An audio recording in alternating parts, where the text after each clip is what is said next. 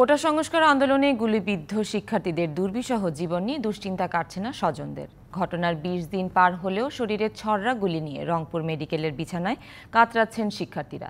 যদিও তাদের বাড়তি গুরুত্ব দিয়ে চিকিৎসা দেয়া হচ্ছে বলছেন চিকিৎসকরা। ঠাকুরগাঁওয়ের রানীশঙ্কুল উপজেলার বিএ দ্বিতীয় বর্ষের শিক্ষার্থী মাসুম মিয়া। ছলছল চোখের নির্বাক চাহনিতে অনিশ্চয়তার অন্ধকার। দরিদ্র পিতার সংসারের হাল ধরতে লেখাপড়ার পাশাপাশি রাজধানীর একটি বেসরকারি প্রতিষ্ঠানে কাজ করতেন তিনি। ৫ই আগস্ট বৈষম্য বিরোধী ছাত্র আন্দোলনে যোগ দিয়ে শফিপুর আনসার একাডেমির সামনে গুলিবিদ্ধ হন। মুহূর্তেই রঙিন জীবনে নেমে আসে কালো ছায়া। দুপায়ে শতাধিক ছোড়রা গুলি নিয়ে দুশ্চিন্তায় মাসুমের এখন দিন কাটছে হাসপাতালের বিছানায়। ৫ তারিখ থেকে এখন পর্যন্ত ২২ তারিখ রানিং, এখনো আমার গুলি বাড়ি করা হয় নাই। এখন আমার পায়ে গুলি আছে প্রায় ১১০টার বেশি। আমার চাওয়া ভাই সুষ্ঠু একটা চিকিৎসা, আমার গুলিগুলো বাইর করা হোক।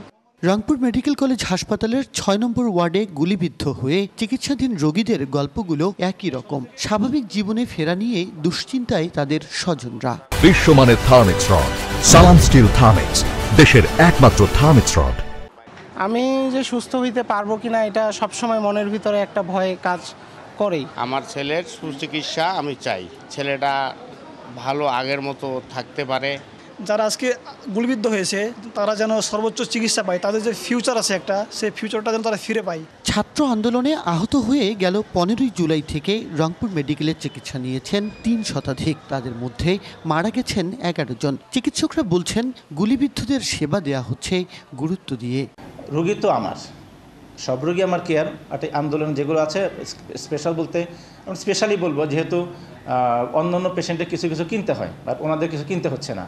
যেহেতু কিনতে হচ্ছে না, এখানে আমরা বলবো যে এই যে যতটুকু কিনতে হচ্ছে না, এটা একটা স্পেশাল কেয়ারই বলা যায়। সুতরাং আমি বলতে পারি তারা স্পেশাল কেয়ারই পাচ্ছে।